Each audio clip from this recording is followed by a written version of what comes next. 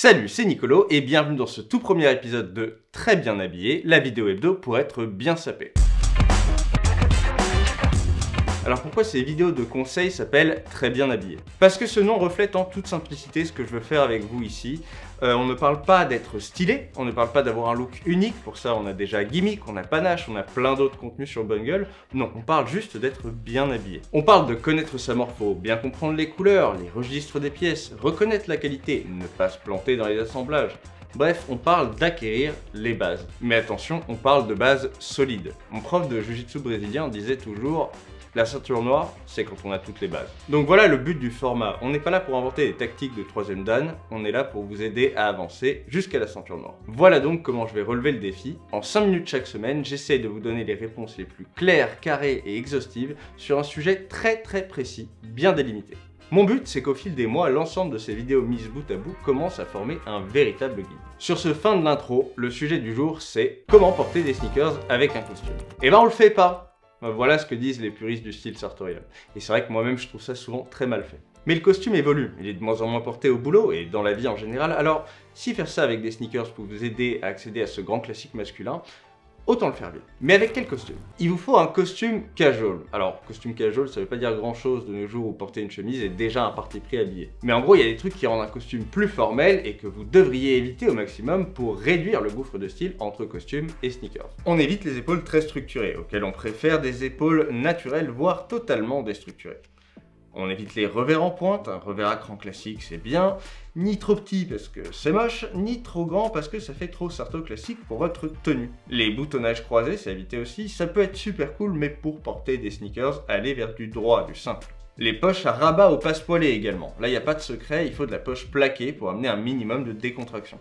On ne choisit pas les tissus trop formels et austères, particulièrement le gris anthracite typique des bureaux, et les tissus super lisses et brillants. Et on évite aussi les tissus très affriolants du genre cérémonie. Le gros carreau prince de Galles par exemple, c'est pas fait pour ça. Là on veut du sobre, du doux au regard, mais pas austère pour autant. Par exemple des flanelles pour l'hiver, c'est sans doute le plus facile. Gris, beige, kaki, camel, nuances de marron, bleu, la douceur visuelle. Retenez bien ça. Et pour l'été, il faut aller vers des mélanges un peu texturés qui comportent une base de laine ou de lin mélangée, un peu de soie, de coton de chanvre. Ces textures mélangées retirent un peu du formalisme au costume.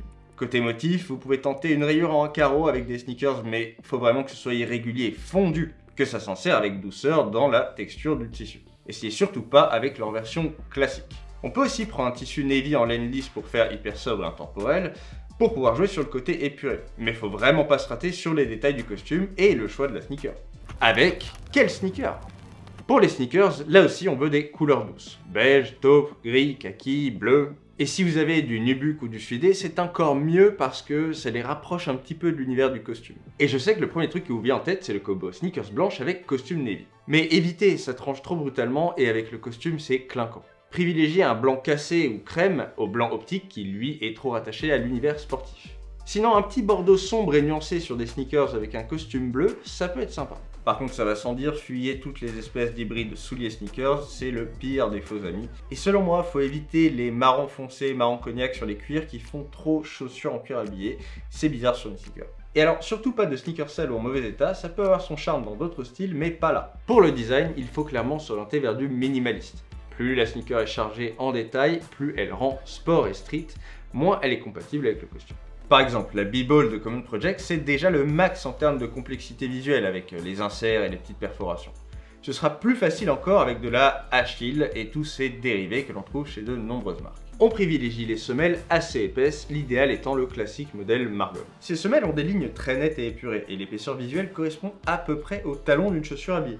Les semelles trop fines par contre vont faire pantoufle avec un costume, mais n'allez pas non plus choisir des monstres d'épaisseur. Autre astuce qui aide beaucoup, c'est de prendre des modèles avec une semelle ton sur ton, ça leur donne une certaine élégance et ça les aide encore une fois à s'éloigner un peu du côté sport de la sneaker. La bonne ouverture de jambe du pantalon par rapport à la sneaker. Vaste sujet que celui de l'ouverture de jambes de pantalon. Mais pour vous donner une idée, si vous fuselez trop de bas, vous aurez des pieds de clown qui seront d'autant plus visibles que vous êtes en sneaker costume. Et si vous l'élargissez trop, vous allez noyer les sneakers dans le pantalon, d'autant qu'en costume, on s'attend avec un bas assez large à des chaussures plus habillées, plus classiques, aux lignes un peu plus affûtées. Un bon point de repère, c'est que pour une sneakers de base minimaliste en taille 42, je conseillerais une ouverture de jambe de pantalon quelque part entre 18 et 18,5.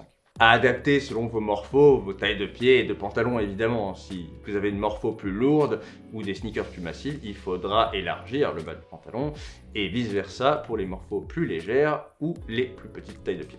Ne pas oublier de décontracter le haut.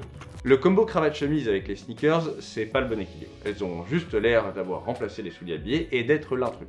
Qu'est-ce que vous faites là? Pour les aider à s'intégrer, il faut aussi un haut qui aide à décontracter la veste. Mais pas n'importe lequel, parce que dans l'idéal, on veut réussir à préserver l'effet géométrique que crée l'assemblage du col de chemise, du revers de la veste et de la cravate. Voilà donc quelques hauts décontractés qui complètent bien le combo sneaker costume. En hiver, le plus facile, c'est le col roulé. Il vient habiller le visage un peu comme le ferait un col de chemise et son roulé rajoute un petit peu de structure pour habiller le vide que laissent les deux revers de la veste. Si votre costume est assez rustique et relax, vous pouvez tenter de le combiner avec un henley ou un col tunisien. Là encore, la patte boutonnée va créer un effet vertical similaire à celui du combo cravate-chemise. Autre option, la chemise à col officier ou col Mao.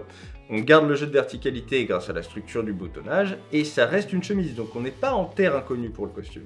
Mais l'absence de col crée un ensemble plus modeste et donc plus casual. Le polo, s'il est choisi dans des couleurs un peu élégantes et avec un col pas trop radin, peut aussi remplacer la chemise de façon décontractée. C'est top en été. Un tee à rayures marinières, ça peut fonctionner aussi grâce à la rayure horizontale qui redonne un peu de géométrie. Certains vont vouloir porter une chemise semi-décontractée avec le col ouvert type denim Oxford, mais j'y crois pas trop avec les sneakers. C'est assez relax, oui, mais c'est encore un petit peu chic. Pour moi, c'est plutôt à garder pour le moment où vous voulez porter le costume avec des boots ou des chaussures semi-habillées. Et voilà, j'espère que vous avez aimé. Abonnez-vous, lâchez un petit pouce bleu et surtout cliquez sur la cloche pour ne louper aucun épisode de Très bien habillé.